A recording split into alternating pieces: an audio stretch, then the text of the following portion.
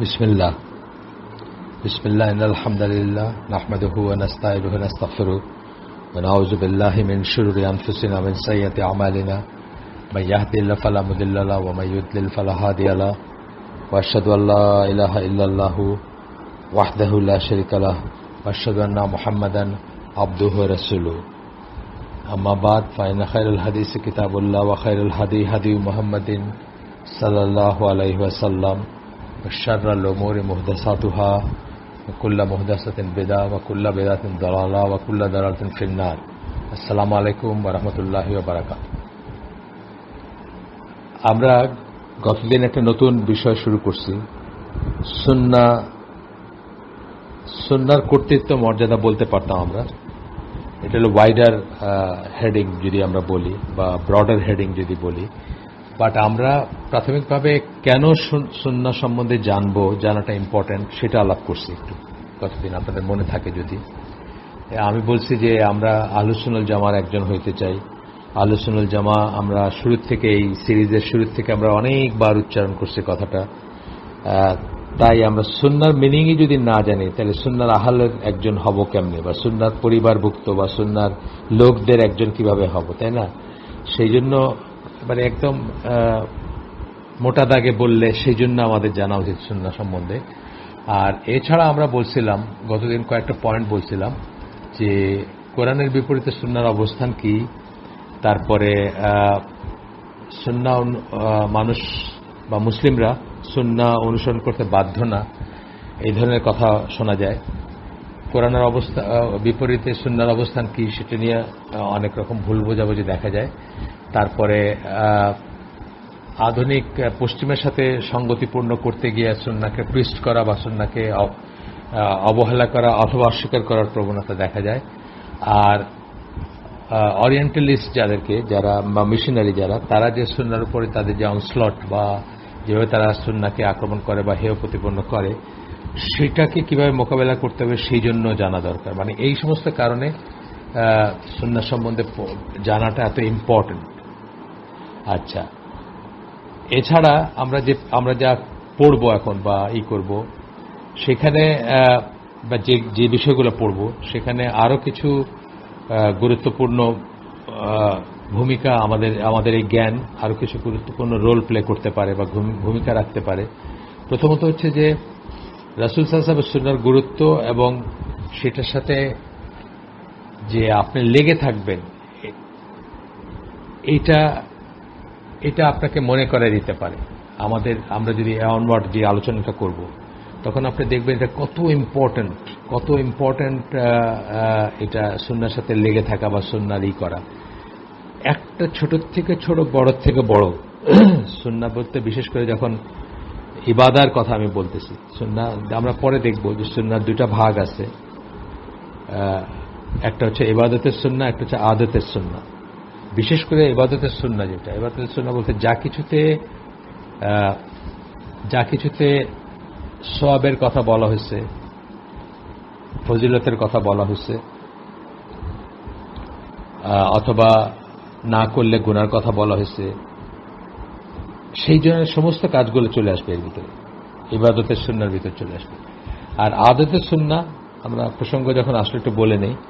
আদতের সুন্নাহ হচ্ছে যে, আদতের সুন্নাহ বেসিক্যালি ইবাদতের বা সওয়াবের কাজ না, কিন্তু তবুও আপনার একটা সওয়াব হবে। সেটা হচ্ছে যে রাসূল সাল্লাল্লাহু আলাইহি ওয়াসাল্লামকে অত্যন্ত ভালোবাসার এবং সবকিছুতে তার মতো হতে চাওয়ার যে একটা আছে, তাকে ভালোবেসে তার মতো হতে চাওয়ার যে একটা চেষ্টা, সেটার জন্য একটা সওয়াব আছে বা একটা রিওয়ার্ড থাকবে।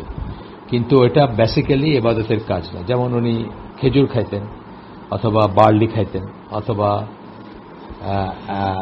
গোশতের একটা পার্টিকুলার অংশ পছন্দ করতেন, অথবা এক ধরনের কাপড় পরতেন।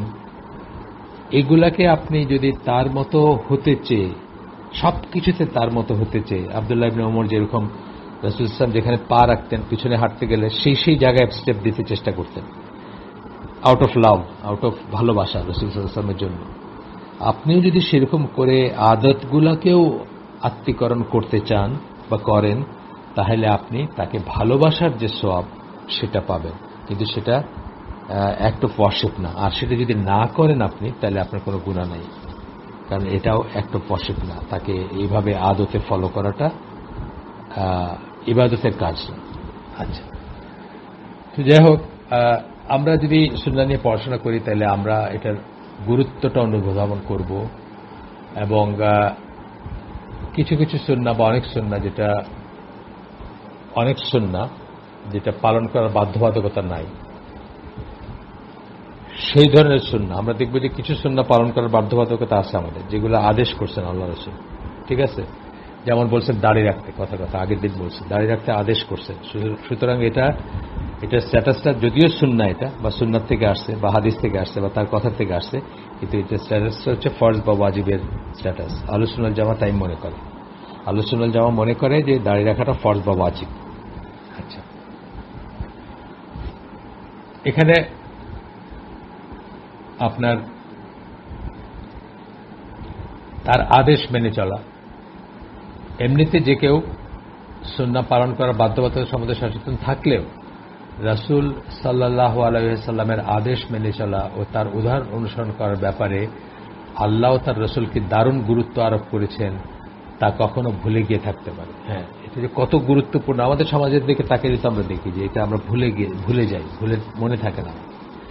আল্লাহ রাসূল যখন কিছু একটা নিয়ে কথা বলছেন, আমাদের আল্লাহ বা আল্লাহ রাসূল, তখন আমাদের আসলে কোনো মত থাকতে পারে না সেটা। উনি যখন বলছেন ডু ইট অথবা ডোন্ট ডু ইট, এটা নিয়ে আমাদের কোনো মতামত থাকতে পারে। অথচ ভেরি আনফর্চুনেটলি আজকালকার দিনে আমরা দেখি যে আমরা এগুলা কি ঠিক না বেঠিক, এগুলা কি সায়েন্টিফিক না সায়েন্টিফিক না, এগুলা কি মঙ্গলজনক না অমঙ্গলজনক, এইসব নিয়ে পর্যন্ত আমরা কথাবার্তা শুরু করছি। এখন আমরা কথাবার্তা বলি, ইভেন মুসলিমরা বলে, হয়তো প্র্যাকটিসিং মুসলিমরা বলে না, কিন্তু মুসলিম নামধারীরা বলে।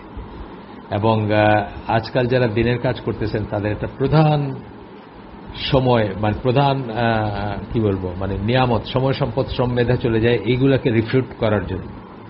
এই যে মানুষের মনে তারা কাফেররা, মুশরিকরা, খ্রিস্টিয়ানরা, মিশনারিরা, ওয়েস্টার্নাররা, অরিয়েন্টালিস্টরা সন্দেহ ঢুকাই দিছে সুন্নাহ নিয়ে, বা সুন্নাহর অ্যাকশনগুলো নিয়ে সন্দেহ ঢুকাই দিছে যে এটা কি ঠিক নাকি, এটা কি মানে সায়েন্টিফিক নাকি, এটা কি আজও চলে নাকি, এটা কি এখনো পালন করা যায় নাকি বা করতে হবে নাকি। এই সমস্ত জিনিস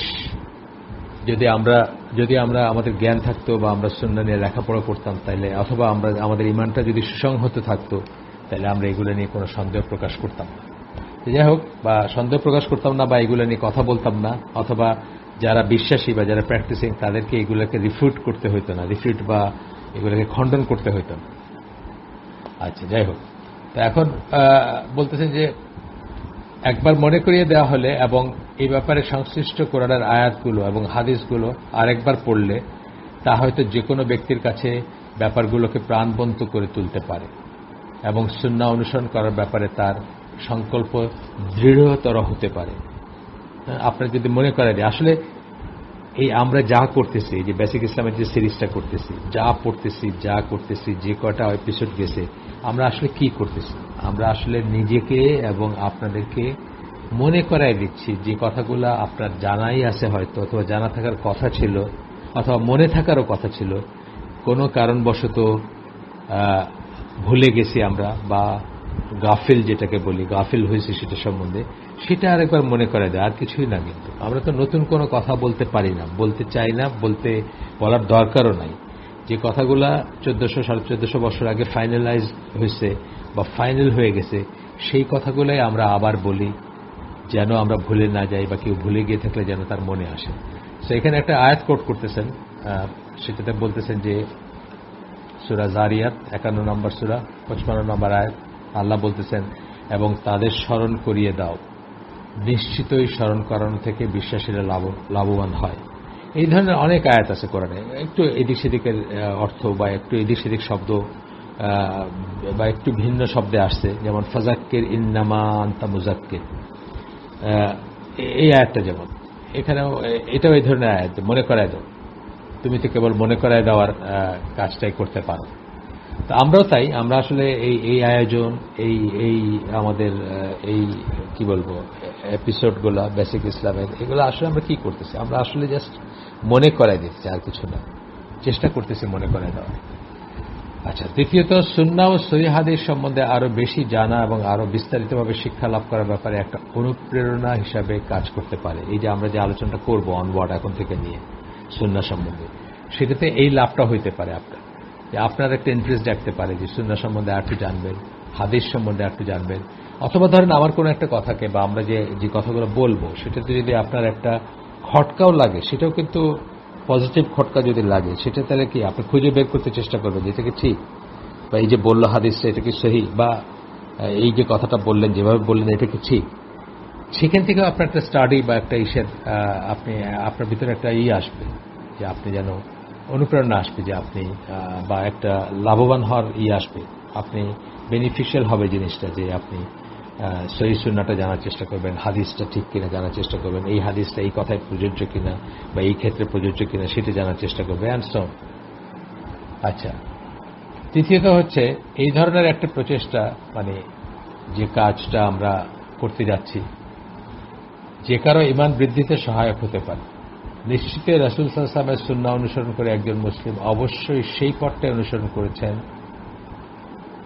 করছেন যেটা আল্লাহর কাছে পছন্দনীয়। আসলে সুন্নাহ ব্যাপারগুলো কি, আল্লাহ রাসূল সম্বন্ধে, আল্লাহ রাসূল সাল্লাল্লাহু আলাইহি ওয়াসাল্লাম সম্বন্ধে আমাদের আইডিয়া কি, মানে আমরা যখন পড়ছি এর আগে এই সিরিজেই, এই বেসিক ইসলাম সিরিজের প্রথম দিকে পড়ছি আমরা, যে ওনাকে আল্লাহ সমস্ত মানব জাতির ভিতর থেকে বেছে নিছেন তার শ্রেষ্ঠ রাসূল হিসাবে, শ্রেষ্ঠ মানুষ হিসাবে এবং শেষ নবী হিসাবে, এবং তার দিনকে ফাইনালাইজ করার মিশন দিয়ে তাকে পাঠিয়েছেন। সুতরাং তিনি যে কাজগুলা করছেন, তিনি যে কাজগুলা যেভাবে ইবাদত করছেন, যে কাজগুলা করছেন, নফল বলেন, মুস্তাহাব বলেন, ফরজ বলেন, ওয়াজিব বলেন, প্রত্যেকটা কাজ তিনি যেভাবে করছেন অথবা আমাদের দেখায় গেছেন বা করতে বলছেন, সেগুলা নিশ্চিতভাবেই আল্লাহর কাছে পছন্দনীয়। কারণ সেই কাজগুলা হচ্ছে আল্লাহর চোজেন এবং পছন্দীয় মানুষের কাজ। এবং আমরা দেখব এই বইটা যখন পড়তে যাব বা এই লেখাটা বা এই আয়োজনটা যখন আরো আগাবে, আমরা দেখব যে হাদিসও হচ্ছে ওয়াহি। আমরা আগে বলছি, বহুবার এই সিরিজের ভিতর বলছি যে হাদিসও হচ্ছে ওয়াহি। আল্লাহ রসুল যে আমাদেরকে ডু অ্যান্ড ডু নটস বলছেন দিনের ব্যাপারে যা কিছু, মানে আল্লাহ রসুলের লাইফটাকে আমরা দুই ভাগে ভাগ করি। নবী হিসাবে তার যে কথাগুলো বলছেন, কথা কাজ যা কিছু করছেন, সেটা তো অ্যাক্ট অফ ওয়ার্শিপের ভিতর পড়ে, বা আমাদের জন্য আইদার ফরজ অথবা ওয়াজিব অথবা মুস্তাহাব অথবা নফল একটা ক্যাটাগরিতে পড়ে, যেগুলা নবী হিসাবে যে আদেশ নিষেধ দিচ্ছেন, যে এইগুলা করছেন। আর এর বাইরেও তিনি সমাজের একজন মানুষ হিসাবে, একজন মেম্বার হিসাবে কতগুলো জিনিস বলছেন, যেটা আমাদের জন্য অ্যাক্ট অফ ওয়ার্শিপ না বা ইবাদত না। সেগুলা আমরা মানলেও পারি বা অনুসরণ করলেও পারি, না অনুসরণ করলেও পারি, বা সেগুলোর ব্যাপারে আমাদের চয়েস আছে। সেগুলা উনি নিজেই বলছেন যে আমি যে সবচেয়ে ভালো জানি এমন কোনো কথা না, কিছু জিনিস তোমরাও আমার চেয়ে ভালো জানতে পারো। আমরা এই যুদ্ধের ক্ষেত্রে দেখছি, আমরা তাকে সাহাবীরা জিজ্ঞেস করছেন যে আপনি যে এখানে ক্যাম্প করার ডিসিশন নিলেন, এটা কি আল্লাহ ওয়াহিদ ভিত্তিক পাঠাইছেন আপনাকে নাকি আপনার নিজের ডিসিশন? উনি বলছেন না, এটা ওয়াহি না, এটা আমি নিজেই বলতেছি। তখন বলছেন যে তাইলে আমরা মনে করি যে এখানে না হয় ওইখানে গেলে ভালো হয়। তখন উনি তাদের সাজেশনটা মেনে নিছেন। এইখানে তো বোঝার ব্যাপার আছে, চিন্তার ব্যাপার আছে, ঠিক আছে। যাই হোক, এখন বুঝতে হবে যে রাসূলের সুন্নাহ, যেগুলো সুন্নাহ যখন আমরা বলতেছি তখন কিন্তু আমরা এখানে ইন জেনারেল ইবাদতের সুন্নাহটাই বলতেছি, বা যদিও আমরা পরে সুন্নাহকে ডিফাইন করব, আরো পরে গেলে আমরা ডিফাইন করব যে সুন্নাহকে নানাভাবে নানা অর্থে বলা হয়, তখন আমরা আরো ক্লিয়ার হব এই ব্যাপারে। তো যাই হোক, তার যে সুন্নাহ, যেগুলাতে সওয়াব আছে, যেগুলা করলে ভালো, যেগুলা করতে বলছেন উনি, যেগুলা ডিফারেন্ট গ্রেড বললাম আমরা, একটা কমন জিনিস কি, যে এটা আল্লাহর কাছে পছন্দনীয় কাজগুলো, এবং এই পছন্দনীয় কাজ করলে কি আল্লাহর সন্তুষ্টি এবং জান্নাত লাভের আশা করতে পারি আমরা, ঠিক আছে। আমরা জানি যে ইবাদতের মতো একটা ব্যাপার, যেটা ইবাদত কেবলমাত্র আল্লাহর জন্য নির্ধারিত। আমরা জানি তো, বলছি তো, আমরা আগে বলছি, অনেকবার বলছি, ইবাদত হচ্ছে শুধুমাত্র আল্লাহর জন্য নির্ধারিত, রাসূল সাল্লাল্লাহু আলাইহি ওয়াসাল্লামের জন্য না। তাকে আমরা ভালোবাসতে পারি, কিন্তু আমরা তার ইবাদত করি না। হ্যাঁ, তিনি আমাদের উপাস্য না, কেউ না আল্লাহ ছাড়া। সেই ইবাদতেরও একটা শর্ত হচ্ছে যে রাসূল সাল্লাল্লাহু আলাইহি ওয়াসাল্লামের প্রদর্শিত পথ বা দেখানো পথে করতে হবে, তাহলে আল্লাহ সন্তুষ্ট, তাহলে ইবাদত কবুল হবে। ইবাদত কবুলের শর্ত এটা। ইবাদত করতেছেন আল্লাহর জন্য, কিন্তু পদ্ধতিটা তার দেখানোটা।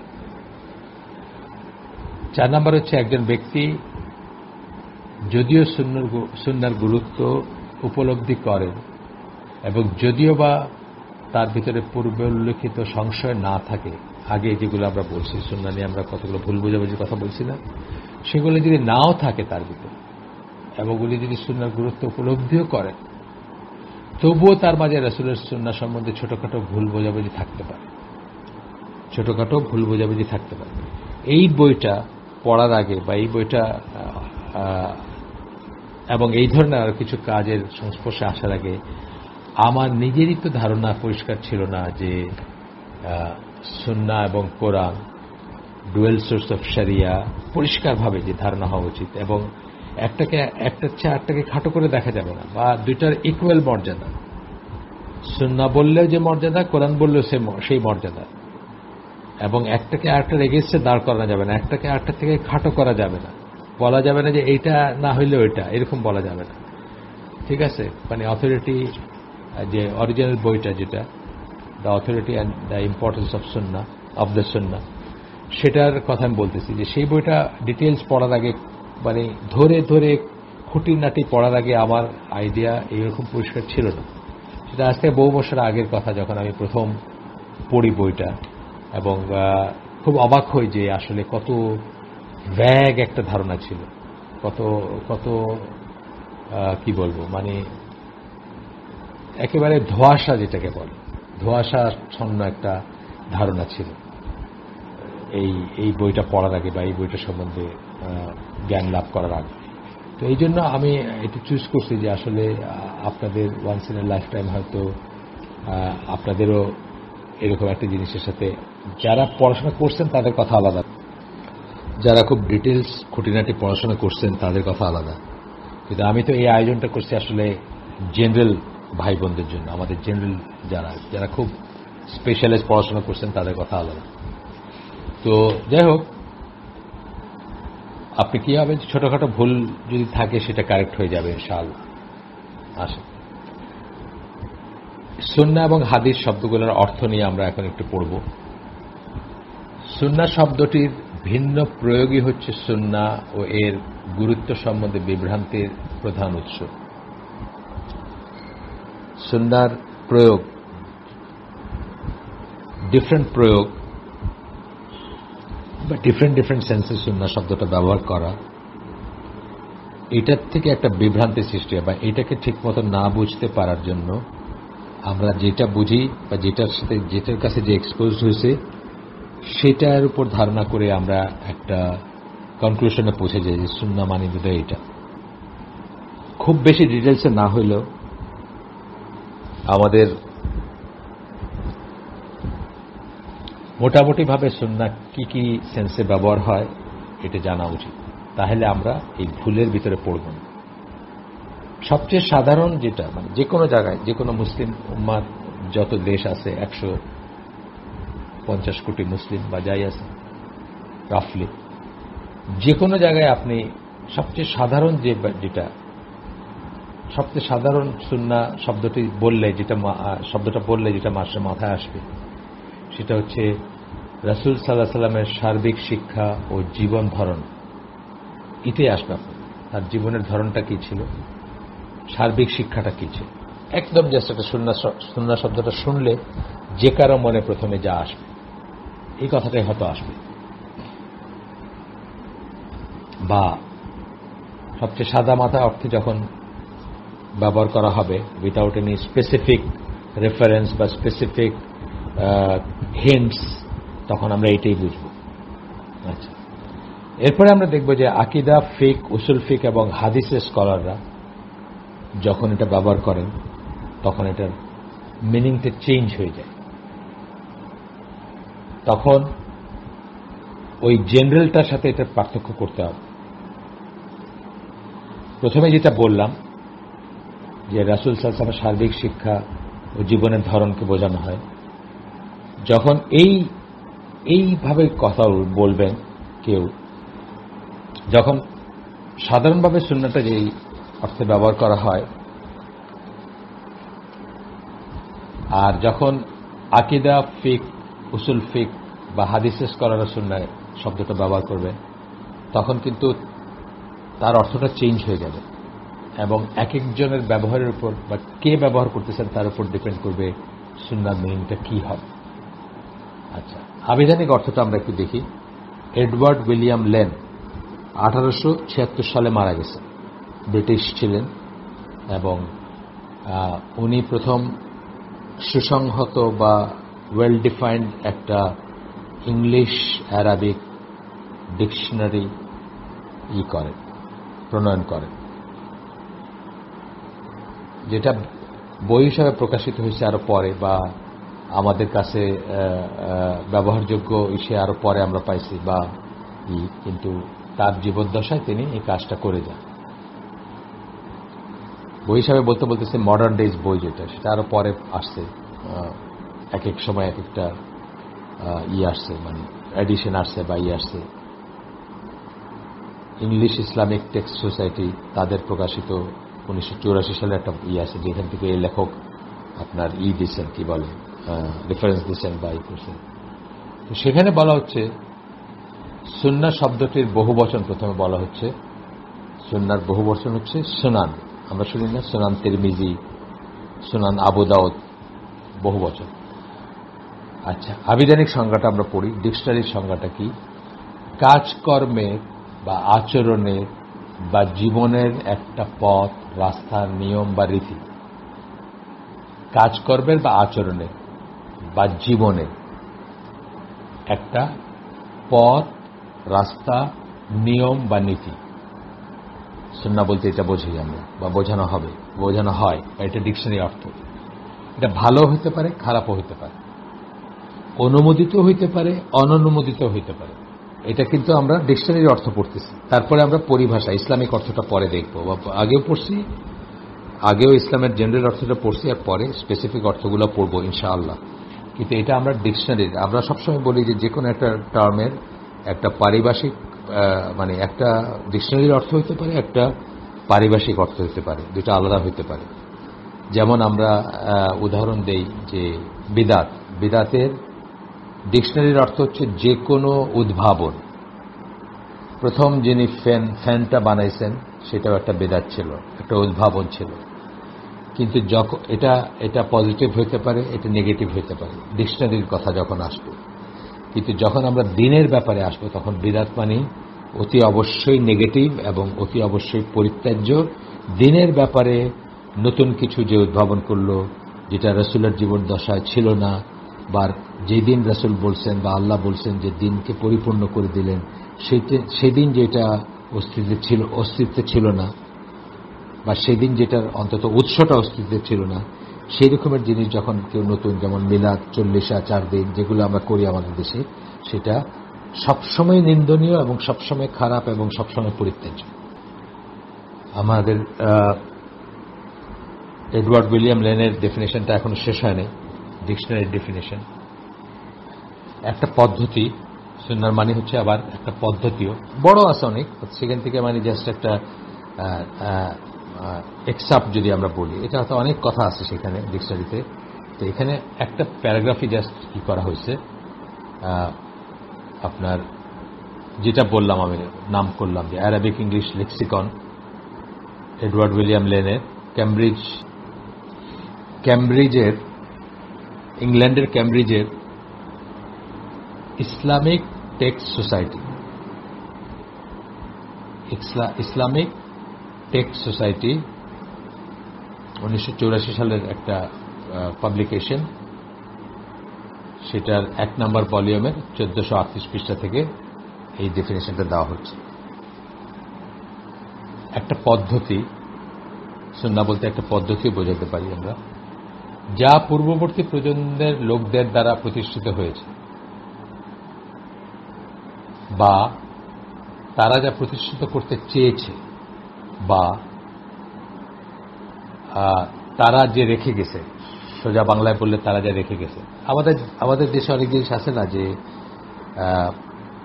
আগের প্রজন্মের লোকরা রেখে গেছে, হ্যাঁ, করে আসতেছে, ভালো খারাপ সেটা বিচার্য না, করে আসতেছে, এরকম অনেক জিনিস আছে।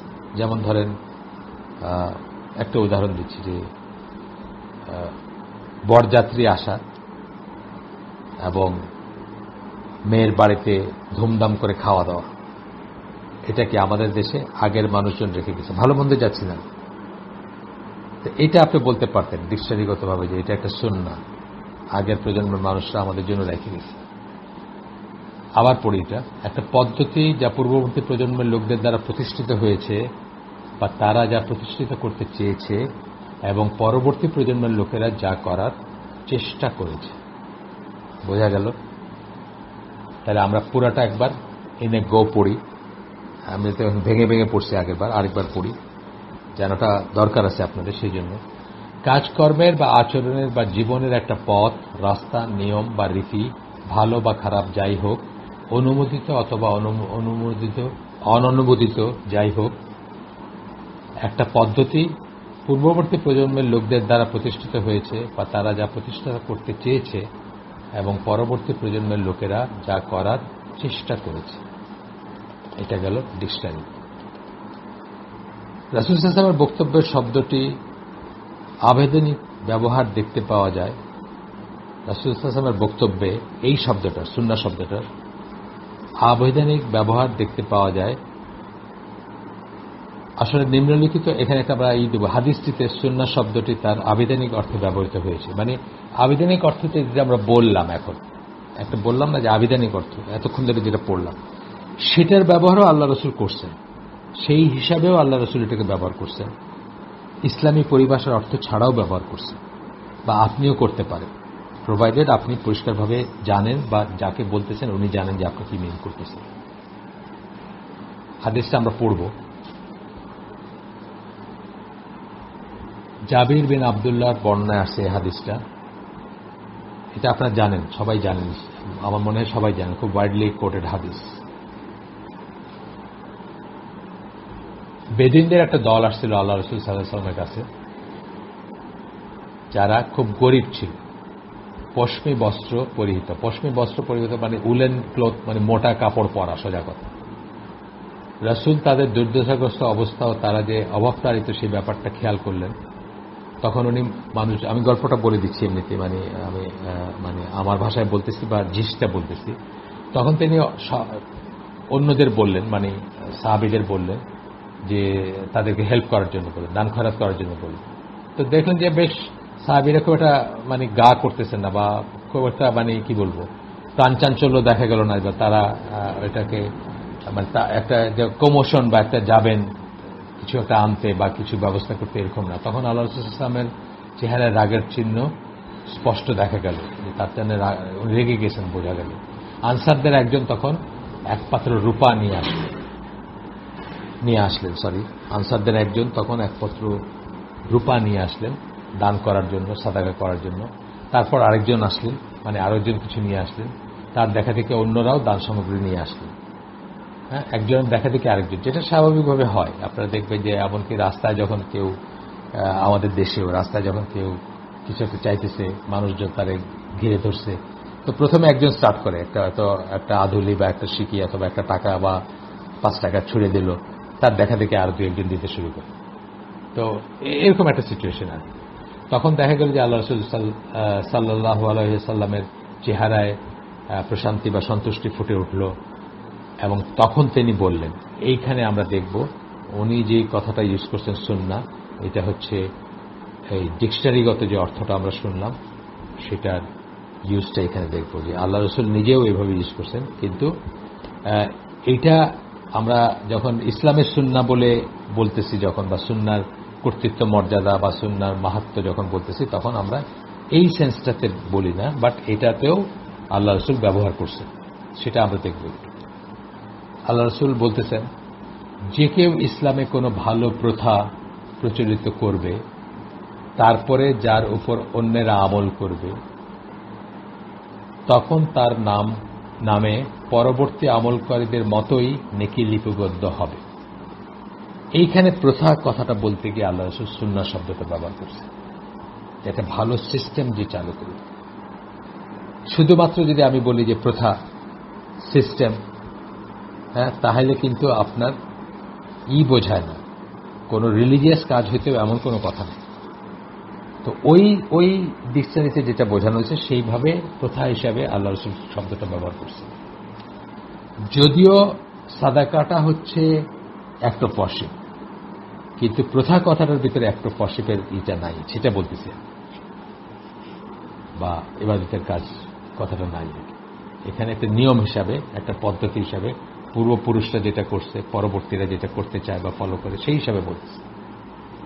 যদিও কাজটা অবশ্যই একটা ফসি ছিল, কিন্তু সাদাকা ছিল, সেটা অন্য জিনিস। তারপরে বলতেছে, তার গেল তাদের যে কারো অর্জিত নেকির কোনো কমতি ছাড়াই, অর্থাৎ যারা পরে করতেছে তাদের নেকির কোনো কমতি হবে না, কিন্তু আগে যারা পথটা দেখায় গেছে তারা সেই নেকির সেরকমই একটা নেকি লাভ করবে। অর্থাৎ আমার পূর্বপুরুষকে আল্লাহ নেকি দিতে গিয়ে আমার নেকির কোনো কমতি হবে না, এটাই হচ্ছে কথা। আমার পূর্বপুরুষ একটা ভালো কাজ চালু করে গেছেন, আমি সেই ভালো কাজটা করতেছি, এবং সেই ভালো কাজটা করতে গিয়ে মানে আমার যত নেকি হবে সেই পরিমাণ নেকি তারাও পাবেন, কিন্তু তাতে আমার নেকির কোনো কমতি হবে না, সেটাই বলতেছে। আচ্ছা, আর যে কেউ যদি ইসলামে কোনো মন্দ প্রথার প্রচলন করে, আবার সুন্নাহ ব্যবহার করছেন আল্লাহ রাসূল হাদিসে, এবং তারপর যদি লোকেরা সেটার উপর আমল করে, তবে তার নামেও আমলকারীর সমান পরিমাণ গুনাহ লিপিবদ্ধ হবে, তাদের দুজনের কৃতকর্মের গুনার কোনো কমতি ছাড়াই। ওই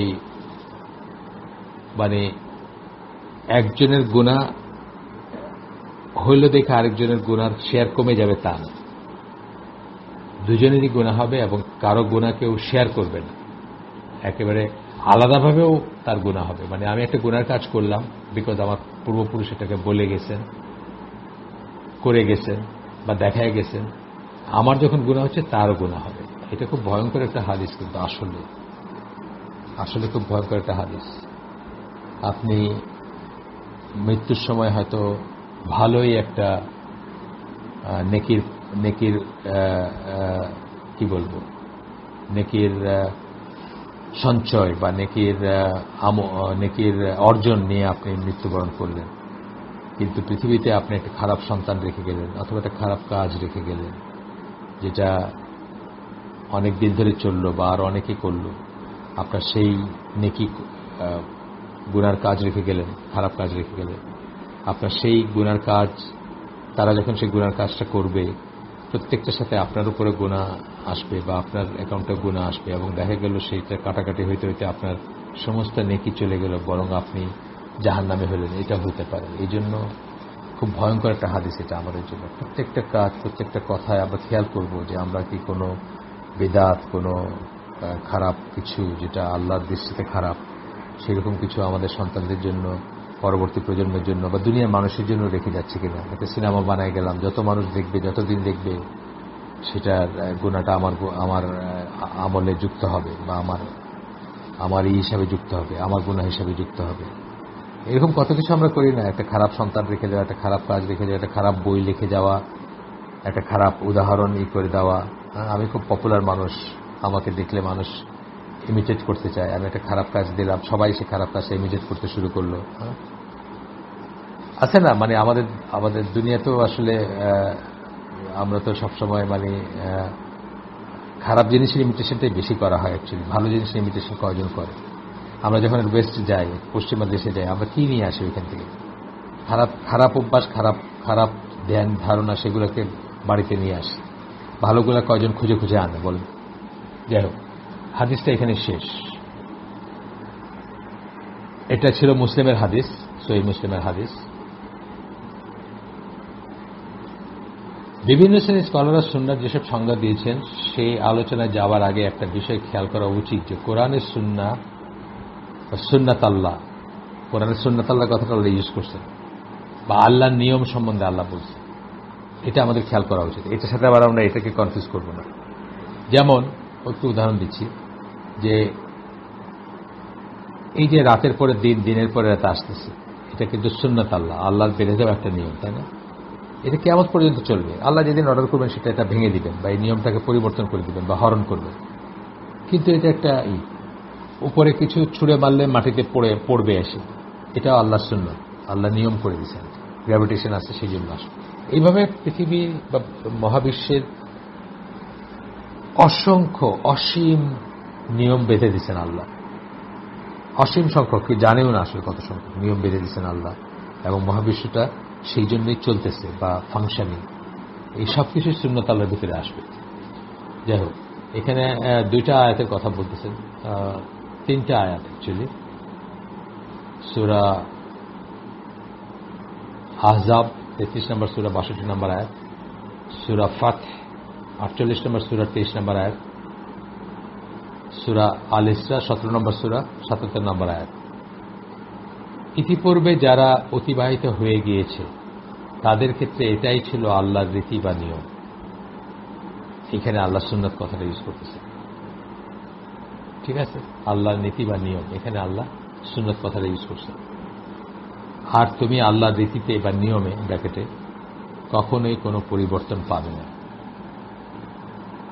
আল্লাহর সুন্নাহ বলতে এখানে তার সিদ্ধান্ত, আইন, আদেশসমূহ এবং নির্ধারণসমূহ বোঝানো হয়েছে, যেগুলো বদলায় না এবং যেগুলো সবসময় সকল জনগোষ্ঠীর উপর প্রযোজ্য। ভালো খারাপের এটাই বলছে, নির্ধারণটাই বলছে, এটা ভালো, এটা খারাপ, এটা করলে এটা হবে, এটা করলে এটা হবে। আপনি অপচয় করলে আপনি সাফার করবেন, আপনি যদি বুঝে শুনে খরচ করেন তাহলে আপনার অভাব হবে না ইনশাআল্লাহ। এই থেকে শুরু করে যত কিছু আর কি বললাম, যেগুলো আমি ফিজিক্যাল ল বললাম না, দুইটা ফিজিক্যাল ল বললাম আপনাদের, যত কিছুই করছে নির্ধারণ, এগুলো কিন্তু আসলে এক ধরনের নির্ধারণ। আদেশসমূহ, সূর্যকে বলছেন এই করতে হবে, পৃথিবীকে বলছেন এইভাবে ঘুরতে হবে, সূর্যের চারিদিকে ঘুরতে হবে, সূর্যকে বলছেন আরেকভাবে মুভ করতে হবে। যা কিছু সবকিছু একটা নিয়মে চলতেছে না, সবকিছু এটার ভিতরে আসবে। যেমন পূর্ববর্তী ওই সমস্ত জনগণকে ধ্বংস করার সুন্নাহ, যারা কিনা অনবরত আল্লাহর ওহী অনুযায়ী জীবনযাপন করতে অস্বীকার করেছে। আগে যখনই একটা লিমিটের বেশি গেছে আল্লাহ তাদেরকে ধ্বংস করে দিয়েছে। আচ্ছা, গেল এটা। বিভিন্ন শাখা প্রশাখা বাদ দিলেও, আমরা যদি বাদ দিই ইসলামে, আমরা যেগুলো আগে 4টা শাখা প্রশাখা পড়লাম না, যারা ইসের কথা বলেন, যে অর্থে সবাই সুন্নাহ শব্দটি ব্যবহার করে থাকে সেটা হচ্ছে কোরআনের পাশাপাশি শব্দটি যখন উল্লেখ করা হয়, অর্থাৎ যখন কেউ বলেন কোরআন সুন্নাহ, আমাদের দেশে প্রায় বলে না, কোরআন সুন্নাহ বলেন, অথবা আল্লাহর কিতাব ও রাসূলের সুন্নাহ বলেন, এই অর্থে যখন সুন্নাহ শব্দটা ব্যবহার করা হয় তখন আমরা বুঝি যে এই শব্দ দ্বারা রাসূল সাল্লাল্লাহু আলাইহি ওয়াসাল্লামের মাধ্যমে প্রাপ্ত দিক নির্দেশনাকে বোঝানো হচ্ছে। বোঝানো হচ্ছে যে কোরআনের অতিরিক্ত যেসব দিক নির্দেশনা আল্লাহ রাসূল দিয়ে গেছেন, কোরআনের বাইরে বা কোরআনের নাই সেরকম দিয়ে গেছে, সেগুলাকে সাধারণভাবে বোঝানো হয়। মানে আরেকটা চেহারা বললেন, আরেকটা সাইড বললেন, যে আমরা অনেক সময় কোরআন সুন্নাহ কথাটা বলি, কোরআন সুন্নাহ কথাটা বলছি, এই যে কোরআন সুন্নাহ আসছে সব কিছু, কোরআন সুন্নাহ বহির্ভূত কাজ, তখন কি বলতেছে আমরা? কোরআন সুন্নাহ যখন বলতেছে তখন বলতেছে কোরআন এর বাইরে যে সমস্ত দিক নির্দেশনা, বিধিনিষেধ, আইন কানুন আল্লাহ রাসূল দিয়ে গেছেন, ডু নটস বলে গেছেন, এটা করলে ভালো হবে, ওইটা করলে খারাপ হবে, সব কিছু চলে আসবে এটার ভিতরে যখন আমরা এইভাবে বলি যে রাসূলের মাধ্যমে কোরআনের অতিরিক্ত যে সমস্ত দিক নির্দেশনা। আমরা দেখব যে পরবর্তীতে কোরআন এবং সুন্নাহ হচ্ছে সাপ্লিমেন্টারি কমপ্লিমেন্টারি। একটা আগেই বলছি, একটা থেকে একটা আলাদা করা যাবে না, একটা থেকে একটা বিরুদ্ধে একটাকে দাঁড় করানো যাবে না, একটার উপর একটাকে প্রাধান্য দেওয়া যাবে না। এবং দুইটাই হচ্ছে ডুয়েল সোর্স অফ শরিয়া, শরিয়ার দুইটা উৎস, এবং দুইটার সমন্বয়ে আমাদের জীবনটাকে গড়ে তুলতে হবে, দুইটাকে সমন্বয় করে। তাহলে আমরা খারেজি হব না, শিয়া হব না, আপনার কোরআনিয়ান হব না, কোরআনন্দি হব না। যত ফেরকা আছে, ফেরকাবাজি সব বন্ধ হয়ে যাবে যদি আপনি এইভাবে চিন্তা করতে শিখতেন বা শিখেন। এটাকে আপনার বিভাজনগুলো খেয়াল করলে বুঝবেন। কোরআনিয়ানরা কি বলতেছে, সুন্নাহ না মানলে চলবে। শিয়ারা কি বলতেছে, কিছু হাদিসকে অস্বীকার করতেছে বা অনেক হাদিসকে অস্বীকার করতেছে। হ্যাঁ, শিয়ারা। খারেজিরা কি করতেছে, তারা তাদের নিজের বুঝ মতো হাদিসকে অস্বীকার করে তারা ধরে নিচ্ছে যে এটাই ঠিক। হ্যাঁ, আল্লাহ রসুল বলছেন যে মানুষকে জাহান্নাম থেকে, মানে লাশ মানুষটাকে বের করা হবে, সেটারও বর্ণনা আছে। কয়লার মতো পুড়ে ছাই হয়ে গেছে, কয়লার রং হয়ে গেছে বা কালো হয়ে গেছে, তাকে বের করে তাকে পরিষ্কার করা হবে। খারেজিরা কি বলতেছে, একবার কেউ জাহান্নামে গেলে সে আর কোনোদিন বাইর হবে না। তার মানে কি, সে কি অস্বীকার করতেছে? অ্যাকচুয়ালি সুন্নাহ অস্বীকার করতেছে। এইভাবে যত ফেরকা দেখবে, ফেরকার মেইন রিজন কিন্তু সুন্নাহকে টোটালি অথবা পার্শিয়ালি অস্বীকার করা, বিকৃত করা, টুইস্ট করা বা মন গড়াভাবে কি করা।